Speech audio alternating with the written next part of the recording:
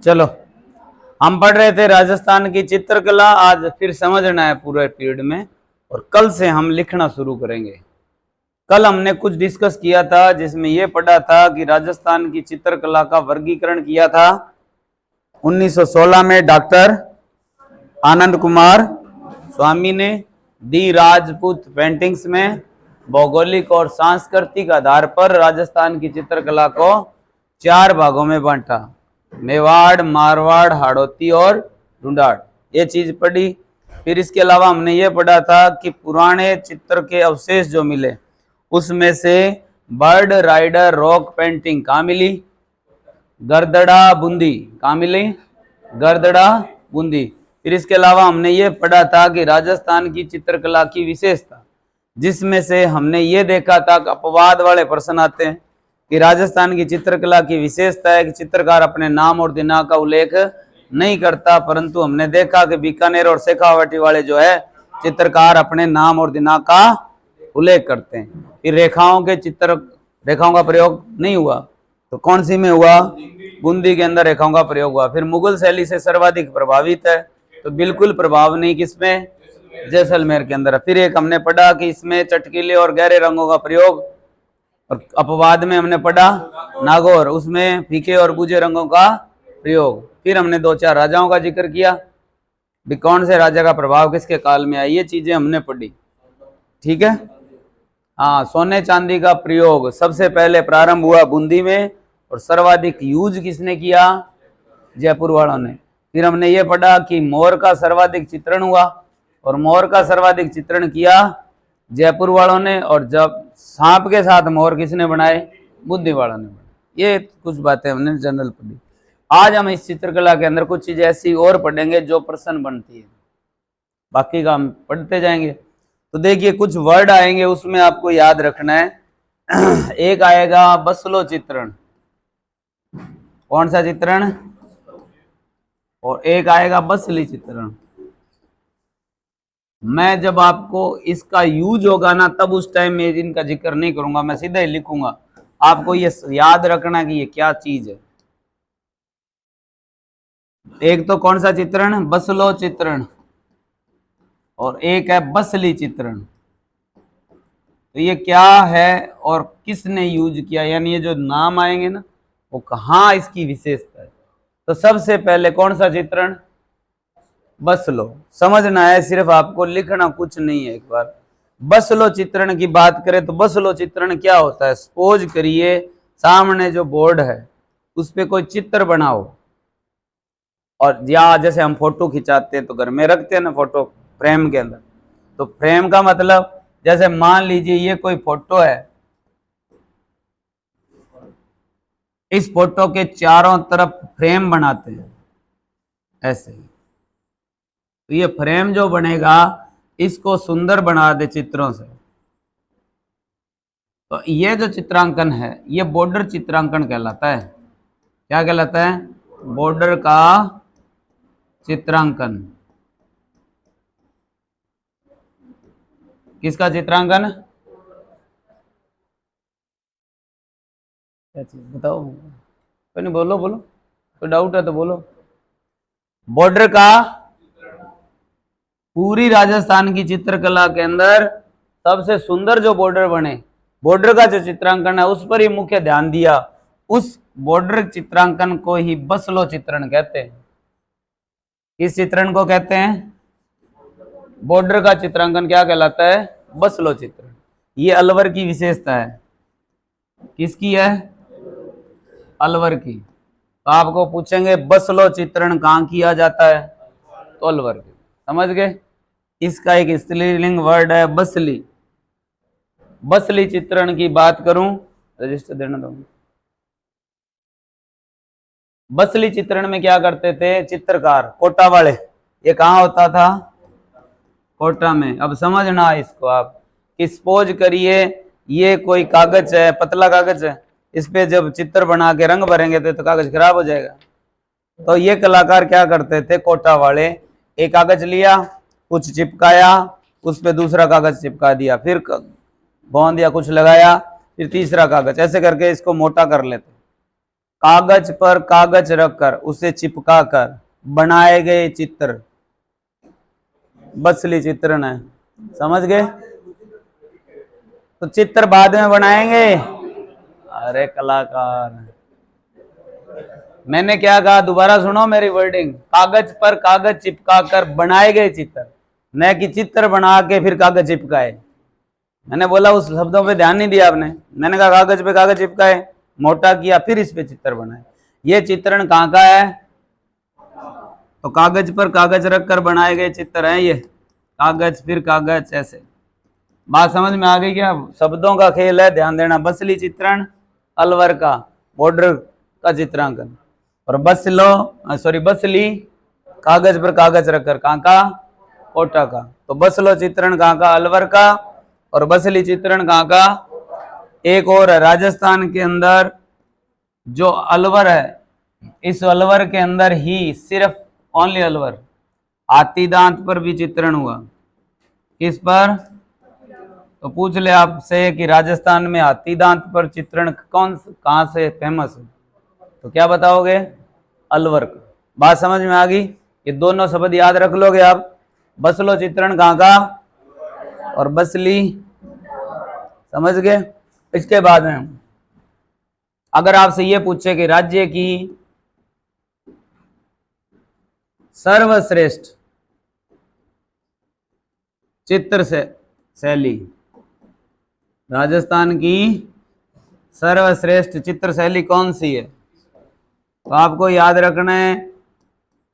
अगर चारों स्कूल दिए हो जब, तो आप उत्तर दोगे मारवाड़। और अगर मारवाड़ के साथ में लिखा हो किशनगढ़, कौन सी? किशनगढ़, तो इस पे टिक करोगे।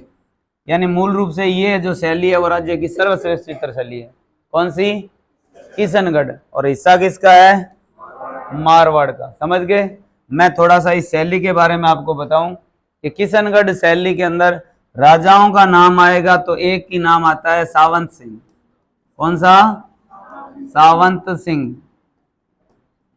ठीक है। और इस राजा के निर्देशन में एक चित्रकार था, उसका नाम है निहाल चंद। क्या नाम है? निहाल चंद। और एक और है निहाल चंद का साथ का ही, अमरचंद। तो निहाल चंद और अमरचंद किस स्कूल के या किस शैली के चित्रकार हैं? किशनगढ़ के। कहाँ के हैं? अब सुनिए कि सावंत सिंह जो था, इसने वैराग्य धारण करके वल्लभ संप्रदाय ग्रहण किया था। कौन सा संप्रदाय ग्रहण किया? कहाँ है प्रधान पीठ? नाथ द्वारा राजसमंद। कृष्ण जी का भगत बन गया है। और इसने अपना नाम चेंज करके नागरीदास रख लिया था। क्या रखा था? नागरीदास। समझ गए क्या बात? संप्रदाय कौन सा ग्रहण किया? अब सुनना ध्यान से। ये जो सावंत सिंह जब राजा था ना, तब इसके दरबार के अंदर कोई नृत्य करने वाली महिला थी, उसका नाम था विष्णु प्रिया। क्या नाम था? विष्णु प्रिया। इसने इसको कहा कि तू इसका फोटो बना। समझ गए? किसकी फोटो बनवाई? विष्णु प्रिया की। इसने फोटो बना दी। और फोटो बनाई ना, जो फोटो के अंदर क्या रखा? 36.6 सेंटीमीटर चौड़ी, 48.8 सेंटीमीटर लंबी। यानी ये जो लंबाई है ये होगी, और ये होगी इसकी चौड़ाई। समझ गए क्या बात? ये जो किशनगढ़ है, इसका जो ये चित्र बना है, इस चित्र की हर बात पेपर में आई हुई है। तब मैंने ये उठाया है सबसे पहले। आकार क्या है फोटो का? 36.6 सेंटीमीटर इंटू 48.8 सेंटीमीटर। बनाया किसने? कौन थी? विष्णु प्रिया। इस फोटो को बना के नीचे नाम लिख दिया बनी ठनी। क्या लिखा? बनी ठनी। बनी ठनी। बनी ठनी का शाब्दिक अर्थ होता है सजी संवरी। क्या अर्थ होता है? आपसे पूछ ले बनी ठनी का मूल नाम क्या है? समझ गए बात? अब जब ये राजा था, ये काम करवा लिया इसने, करा कर अपने दरबार के अंदर लगवा दी फोटो। राजा था, मर्जी करे वही काम करे, फोटो लगा दी। बाद में महाराज बन गया और नाम रखा राज्य तो था, एक बार घूमना फिरते आया तो साथ में महाराज थे, और महाराज देखे फोटो कहे कि ये कौन। अब ये थोड़ी कहे कि दरबार में नाचने वाली, इसने क्या कहा कि ये तो राधा जी है। समझ गए क्या बताया इसको फिर? राधा जी। समझ गए क्या बात? अब सुनिए, राजस्थान का पहला इंग्लिश मीडियम स्कूल कौन सा? Mayo college. कौन सा है? Mayo college. राजा महाराजाओं के, बड़े लोगों के बच्चे पढ़ते थे इसमें। ठीक है, इस कॉलेज के दो स्टूडेंट थे, उसका नाम है, एक का तो एरिक डिक्सन। क्या नाम है? Eric Dixon. और एक का नाम है फयाज अली। क्या नाम है? ये दोनों भी यहां पढ़ रहे थे।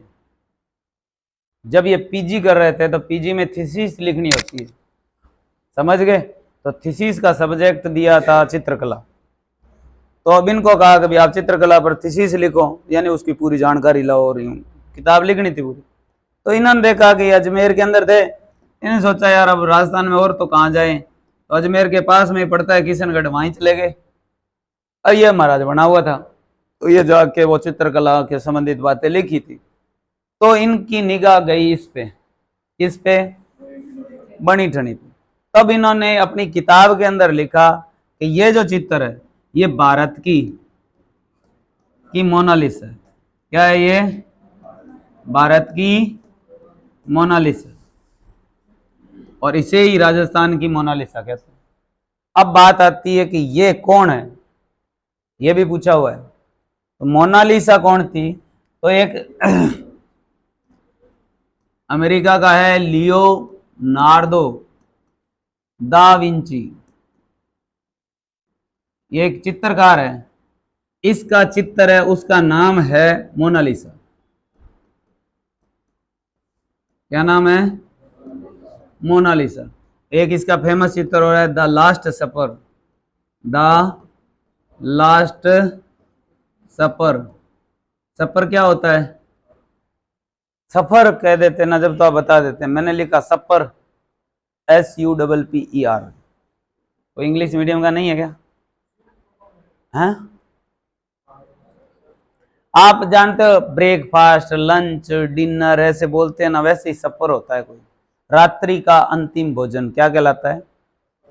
एक वर्ड याद कर लेना, रात्रि का अंतिम। अब आप देखिए कि ये जो व्यक्ति है ना, दो ही चित्र लिखे, तो आप देखिए पूरी दुनिया के अंदर एक आदमी का नाम बोला गया और उसके दो चित्र, इसका मतलब क्वालिटी होगी कोई इनको। आपको बताऊं, हमारे यहाँ राजस्थान के अंदर बिड़ला म्यूजियम है, किसी ने देखा है क्या? घनश्याम दास बिड़ला का पिलानी के अंदर म्यूजियम है क्या? देखा है आपने? हाँ, डकोटा विमान खड़ा है उसका।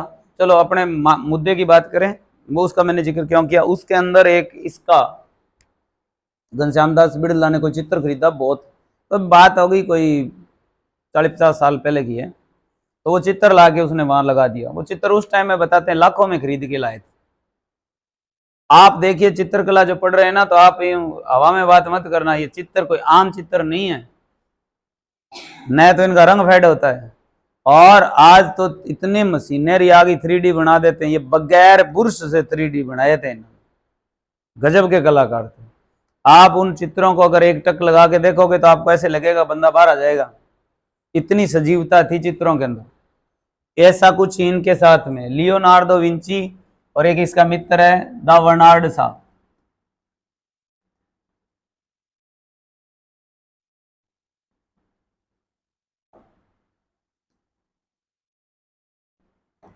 क्या नाम है? बर्नार्ड सा।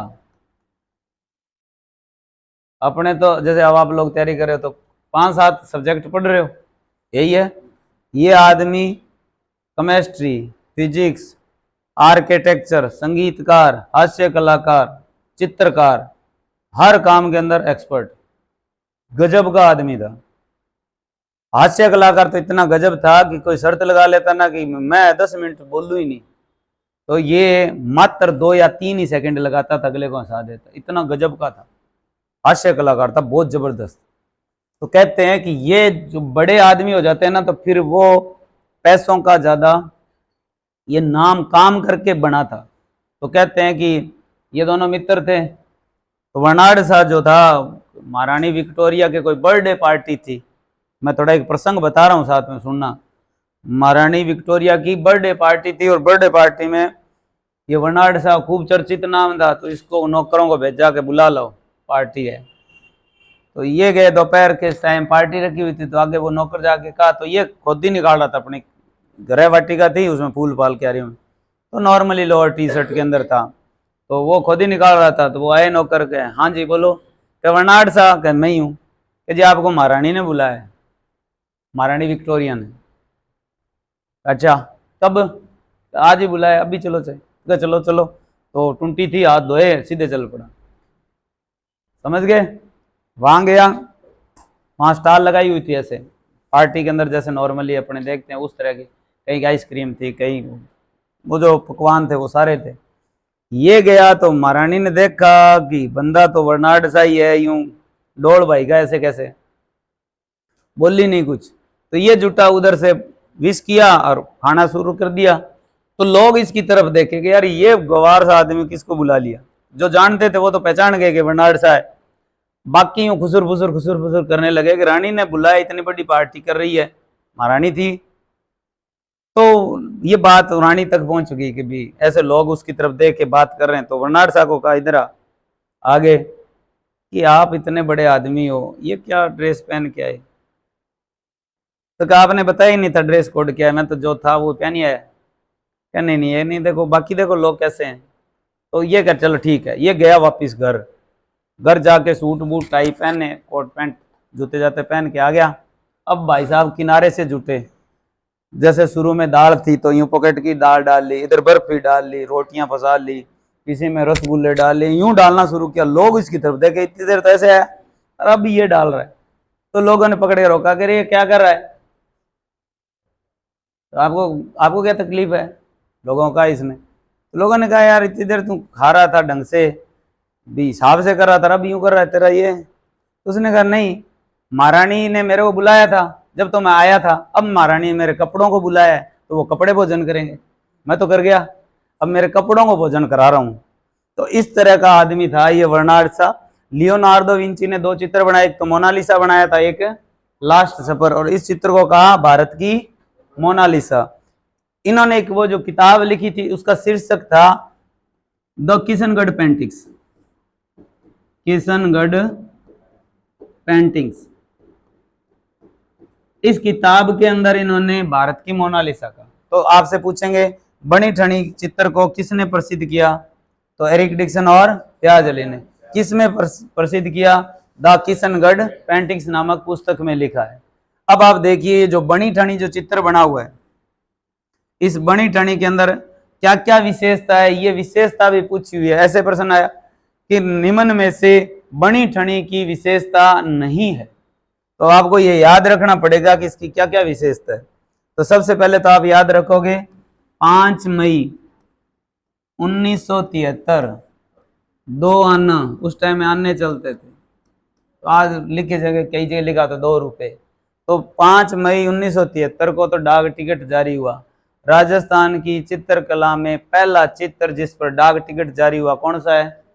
बनी ठनी, समझ गए। अब इस चित्र की विशेषता है, इस चित्र के अंदर गुलाबी व सफेद रंग यूज किया गया है। कौन सा रंग? इसलिए किशनगढ़ शैली को गुलाबी शैली के नाम से भी जानते हैं। इसके अंदर क्या है विशेषता? पहली है सुराईदार गर्दन, सुराईदार गर्दन, यानी जो महिला दिखाई है उसकी गर्दन कैसी है? सुराई के समान। दूसरा है छिण कटी, छिण कटी जानते हो, कटी मतलब कमर, पतली कमर। दूसरा है लौटती चिबुक, लौटती चिबुक, चिबुक किसको बोलते हैं? यही शब्द याद रखने, हिंदी में लिखने को तो मैं हिंदी कर दूं, परंतु आपको ये वर्ड याद रखने। लौटती चिबुक का मतलब दोहरी ठोडी, समझ गए। छिण कटी, लौटती चिबुक। और तनवंगी शरीर, तनवंगी शरीर, तनवंगी शरीर का मतलब है दुबला पतला शरीर, ठीक है। इसके अलावा विशेषता पतली अंगुलियां, पतली अंगुलियां व हाथ ये दिखाए गए हैं, पतली अंगुलियां और पतले हाथ। इसके अलावा लिखा है नुकीली नाक, नुकीली नाक, ठीक है। पारदर्शी वेशभूषा, पारदर्शी वेशभूषा, और नाक के अंदर एक आभूषण पहना हुआ है, नाक में आभूषण कौन सा पहना हुआ है बताएगा कोई? ये नोजबीन होती है, इसको क्या बोलते हैं? ये तो छोटा सा है, बड़ा कर दे मोर का चित्र हो अंदर तो क्या बोलते हैं? याद रखने के लिए गलत लिख रहा हूं मैं।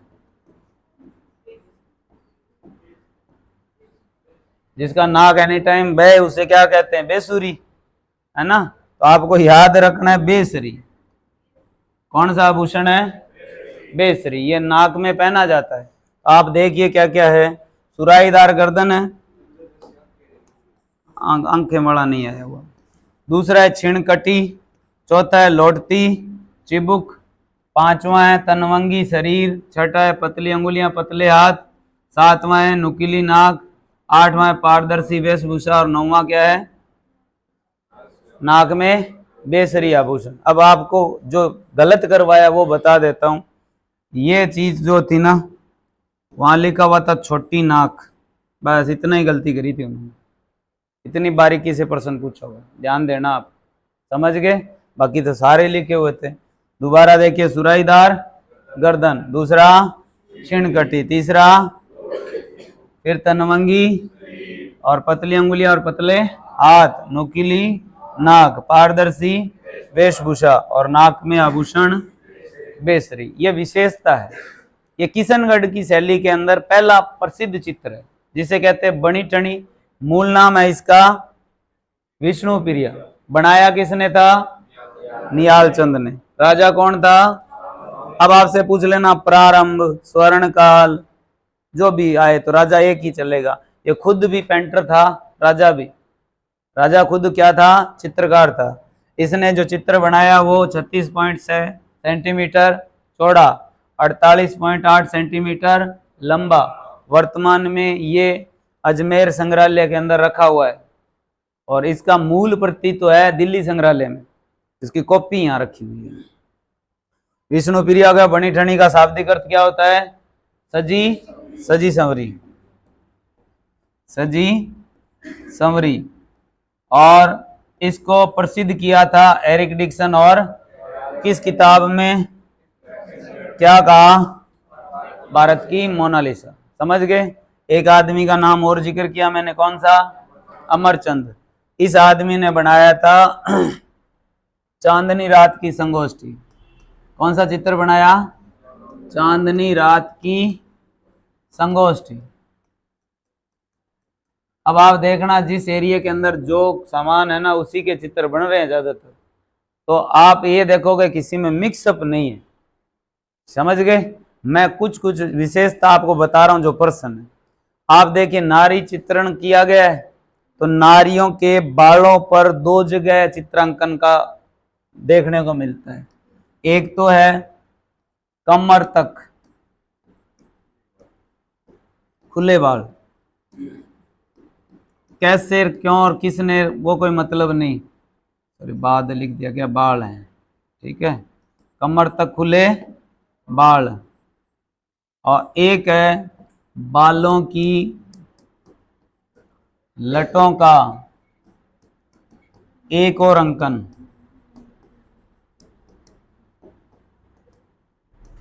बालों की लटों का। तो आप देखिए, ये कोई महिला है और इसके कमर तक खुले बाल है, ये तो सीधा हो गया। और ये कोई महिला है और ये बालों को यूं आगे की और यूं खुले कर रखी है, और यूं घुंघरालू से बाल दिखा रखे हैं। तो कमर तक खुले बाल है, ये तो है जयपुर। कहाँ है? जयपुर के अंदर। और ये जो सिस्टम है ये है शेखावाटी के अंदर। कहाँ है? शेखावाटी के अंदर। बात समझ में आई आपके? याद रखना, ये आया पूछे हुए हैं सवाल। जयपुर में कहां तक है? कमर तक खुले। और शेखावाटी में क्या है? बालों की लटों का एक और अंकन। अब बात करते हैं चित्रों की। आप ध्यान दोगे कि ये रागमाला जो चित्र है ना, कौन सा, इसका सर्वाधिक चित्रण हुआ है हर चित्र शैली के अंदर। आप जब पूरी चित्रकला पढ़ लोगे तब ये 5 या 6 निकल के आएगी। इसमें आपको ये याद रखना है कि रागमाला का चित्रण किस शैली में किस चित्रकार ने किया, ये सबसे इंपॉर्टेंट है। समझ गए? तो आप याद रखोगे रागमाला को। इसके अलावा सबसे पहले की अगर बात करें, आपने शायद दुर्ग सुना होगा, जैसलमेर सुना हुआ है क्या आपने? क्या नाम है इस दुर्ग का? सोनारगढ़। सोनारगढ़ दुर्ग के अंदर एक भूमिगत दुर्ग पुस्तकालय भी है क्या? क्या नाम है? कोई बात नहीं। जीन भद्र सूरी, जीन भद्र सूरी हस्तलिखित दुर्लभ ग्रंथ भंडार है ये, दुर्लभ ग्रंथ भंडार। कौन से दुर्ग में है? सोनारगढ़ के अंदर है। खास बात है, आम नहीं है कोई। ये जो पुस्तकालय है भूमिगत है और ये भारत का सबसे बड़ा है। क्या है? भारत का सबसे बड़ा भूमिगत पुस्तकालय है। समझ गए? अब आप सुनना इसके अंदर मैं 2-3 चित्रों का जिक्र कर रहा हूं। इसमें पहला चित्र है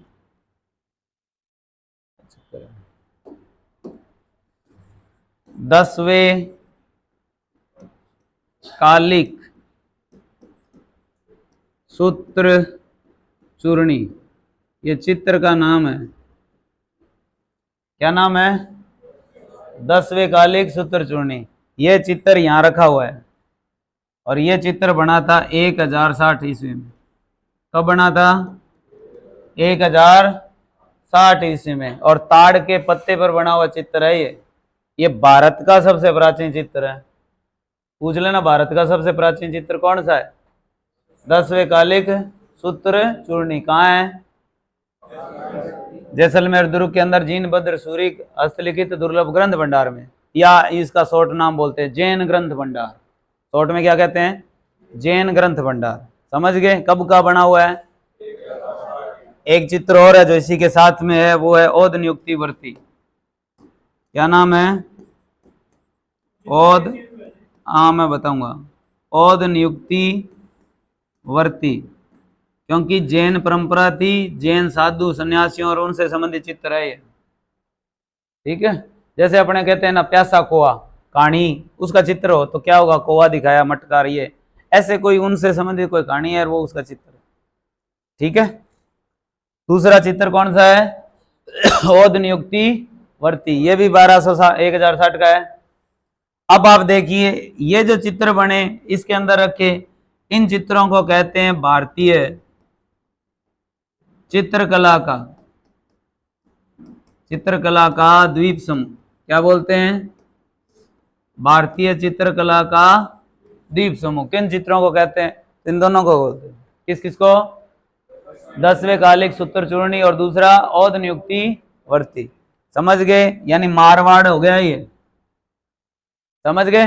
दूसरा, अब जो आरपीएससी ने अभी तक जो हाईलाइट किया वो श्रावक प्रतिक्रमण सूत्र चूर्णी। कौन सा? श्रावक प्रतिक्रमण सूत्र चूर्णी। इसमें मजेदार बात यह है, न तो राजा है न बनाने वाले का नाम है। यहां ये चित्र बना हुआ है 1260 में। कब बना है? 1260 में। इस चित्र को बनाया था कमल चंद्र सूरी ने। कमल चंद्र सूरी ने। और राजा था तेज सिंह। कौन था? तेज सिंह के काल में ये चित्र बना था और बनाने वाला था कमल चंद्र सूरी। कब बना? आरपीएससी अब आपसे प्रश्न पूछे तो ये ऑप्शन भी नहीं दे, जब तो प्राचीन यही बताएंगे। अभी तक यही मामला हुआ है। राजस्थान का सबसे प्राचीन चित्र यही आ रहा है अभी तक। परंतु अगर ऑप्शन में बदल के आ जाए ना तो ध्यान दे लेना, ये कब का है और ये कब का है। तो प्राचीन अगर दोनों आए तो अब हम सिलेक्शन कौन सा करेंगे, देख लो, समझ गए ना। तो आप याद रखोगे इनके बात, समझ में आई ये बात ना। तो ये 2-3 चित्र हैं जिनके बारे में आपको याद रखना है। इसके अलावा एक मारवाड़ चित्र शैली के अंदर, मैं एक बार चित्रों पे फोकस कर रहा हूं, मारवाड़ के अंदर, मारवाड़ की बात करें तो राजा का नाम जो कोई पहले तार बहुत फेमस था, कोई नाम बोलो देखे। असमत वाला बादशाह, ऐसे कुछ उपाधि है उसको, कौन था। हिस्ट्री पढ़ी नहीं के साहब है काम, है ही नहीं क्या, किसी के पास सब्जेक्ट नहीं रहा हिस्ट्री रहा। तो क्या नाम है, कोई तो नाम बताओ, यूं तो एकदम अनपढ़ वाली सी बात कर दी आपने तो।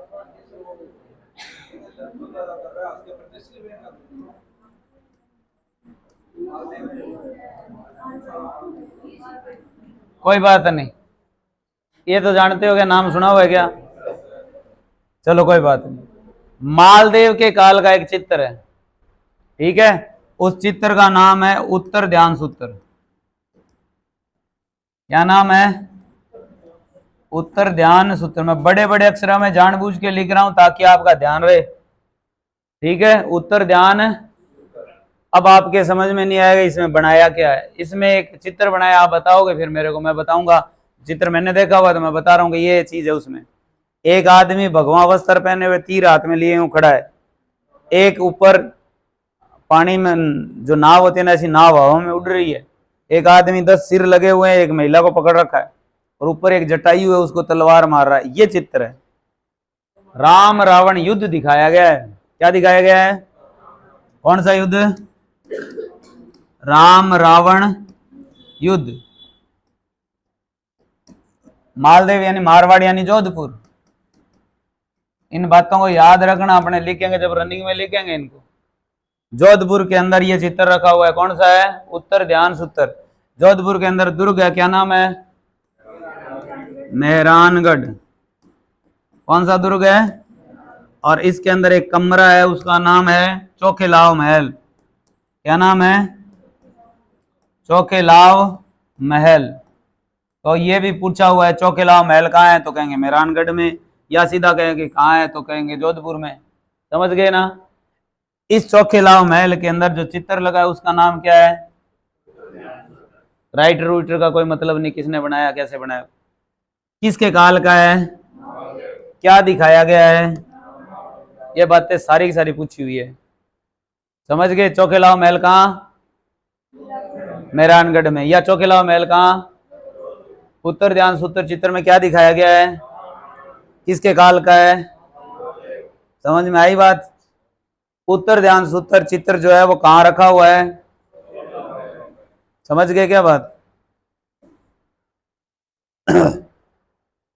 इसके अलावा अपने बात करें, आपसे सीधा पूछा हुआ जो पर्सन, मैं एक बार पर्सन जो आए हुए हैं उन पे डिस्कस कर रहा हूं क्योंकि चित्रकला लंबा टॉपिक है। आपसे पूछ ले, कमल से ढके सरोवर, इतना ही दिया अगला, कमल से ढके सरोवर, और मैं ABCD के अंदर ये लिख दूं और आप तुक्का लगाओ, तुक्का ही लगाओ क्योंकि आपने पढ़ा ही नहीं अभी। मेवाड़, मारवाड़, हाड़ौती और ढूंढाड़, कौन सी जगह है इनमें बताओ।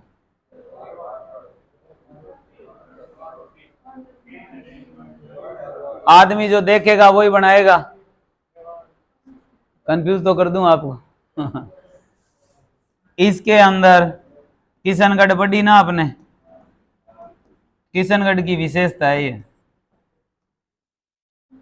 किसका चित्र है ये, मारवाड़ शैली का। ये ऑप्शन में ये दिए हुए थे, समझ गए। वैसे तो तालाब तुलूब करेंगे तो पानी वाला सिस्टम तो यहीं देखेंगे अपने तो याद रखना है।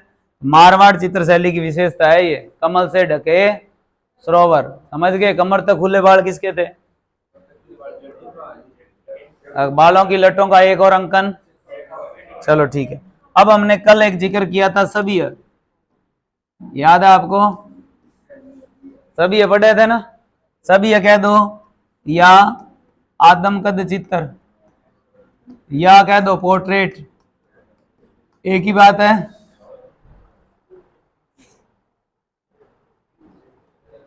सभी कह दो, आदम का चित्र कह दो या पोर्ट्रेट कह दो, एक ही बात है। अब आप थोड़ा सा बताओ कि ये सबसे पहले किसका बना?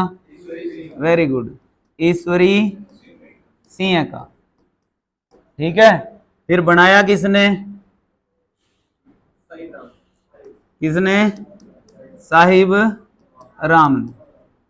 अब आप ये जो पढ़ रहे हो ये कौन सा है? आमेर या कह दो ढूंढाड़। आपको क्लू देकर ये सहेलियां पूछेंगे, कोई क्लू देंगे कि ऐसा कुछ है, बताइए कहां है, समझ गए? और फिर जैसे मैंने आपको बताया कि उसमें मिलेगी और कहीं नहीं मिलेगा। अब देखिए आदम का चित्र है, आदम का चित्र का मतलब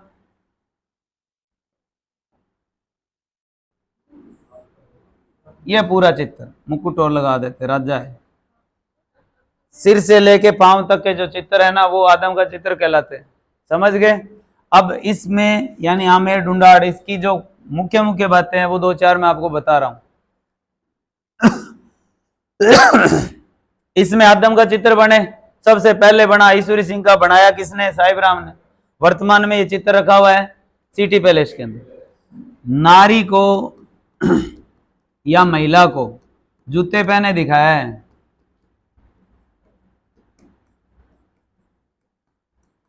ठीक है?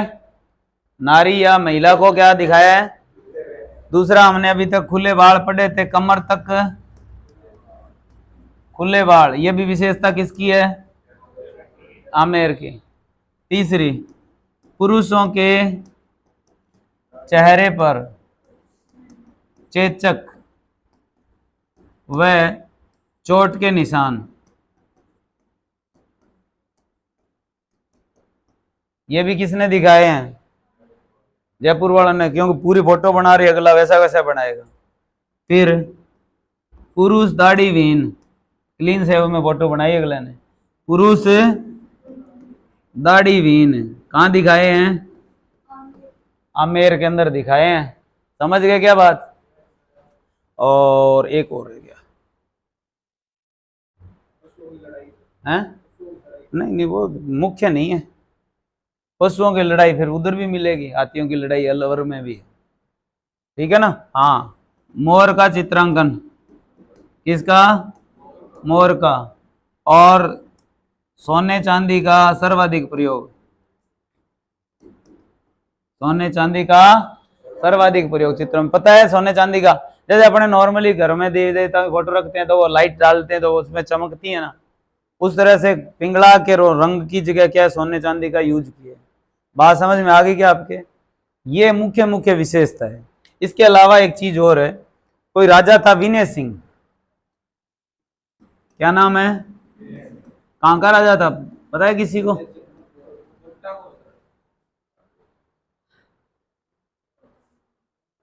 करो याद, कोई बात नहीं। कहाँ का है? सुनना भी, 2 मिनट ध्यान और दे लो बस, ये लास्ट है। अलवर का है, कौन है? राजस्थान के जितने चित्र है ना वो तो सारे फर्जी से लगते हैं, क्योंकि चित्रों के अंदर खर्चा तो नहीं किया, रंग और बुरश यही यूज किए। अब आप देखना, चित्र तो ये बनवाया, उस टाइम में बताते हैं कि 66 लाख रुपए खर्च किए थे चित्र पे। कितने? 66 लाख। आज के अरबों की संपत्ति है सिर्फ एक चित्र पे, इतना गजब का था ये। अभी देखो क्या बनेगा। एक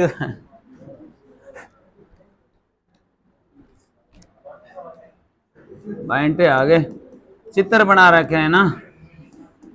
शेख शादी का ग्रंथ है एक, शेख शादी का ग्रंथ, शेख शादी राइटर है, ध्यान दे लेना इस बात पे। और इसने एक ग्रंथ लिखा गुलिस्ता, कौन सा ग्रंथ लिखा? गुलिस्ता, समझ गए? कौन सा ग्रंथ है? इस गुलिस्ता ग्रंथ का चित्रांकन कराया गुलाम अली और बलदेव से, गुलाम अली व बलदेव। संभवतः, हालांकि मैंने पूरा ज्यादा डीपली तो अभी तक नहीं पढ़ा, परंतु फिर भी मेरा अभी तक किया कैलकुलेशन कहता है ये भारत का ही सबसे महंगा चित्र है उस टाइम का, क्योंकि ये चित्र इतना गजब का है कि इस चित्र के अंदर सारे कुछ जगह हीरे जवाहरात की स्याही से बनाया गया है। वर्तमान में अलवर संग्रहालय के अंदर पड़ा है ये चित्र।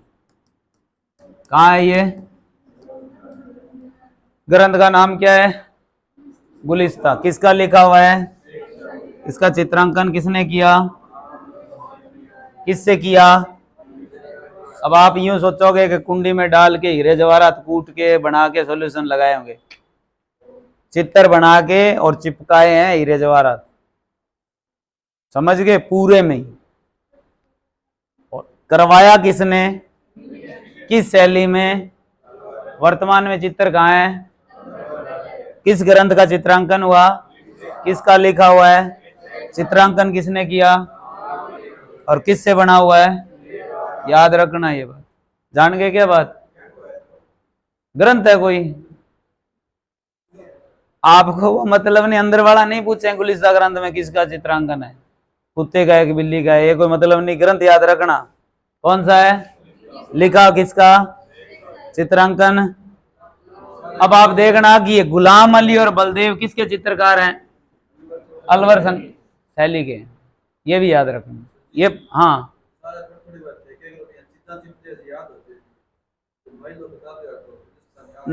नहीं नहीं, महिला नहीं है इसमें, कुछ कहीं नहीं लिखा हुआ।